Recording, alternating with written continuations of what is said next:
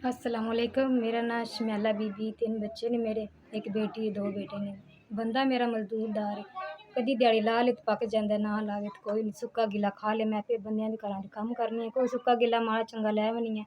अलहमदुलिल्लाह करके शुक्र अल्लाह दा करके टाइम गुजारीदा ते बड़े औखे ते बड़े मजबूर आं। सारा जहान ही औखा वे ते असीं बाहले औखे आं, बच्चे जम के भी औखे हो गए, इन्हां नूं खुआन नहीं हुंदा, कोई प्यार नहीं हुंदा, इन्हां नूं बहुत मजबूर आं, बहुत परेशान आं। दिन दा हुंदा है ते रात दा नहीं हुंदा। बच्चों वास्ते भजदे रैह्ने आं, रातीं दिहाड़ी मजदूरी मेहनत करने आं, फिर भी कदी सुक्का गिला खा लईदा, खा के गुजारा कर लईदा। अल्लाह पाक जेहड़े हाल च रखे शुक्र सबर करके वक्त गुजारने आं। फिर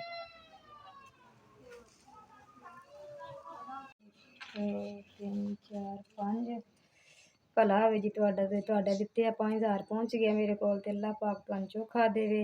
बच्चे भुखे सन, इस 5000 दा राशन लेआवां दे ते खान दे, दुआ देन दे। अल्लाह जींदे रहो, खुश रहो, अल्लाह पाक तुहानूं चोखा देवे।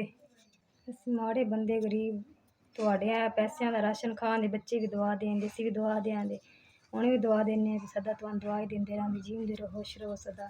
5000 घल्लें दा बड़ा बड़ा शुक्रिया तुहाडा ते अल्लाह पाक तुहानूं दा अजर देदा।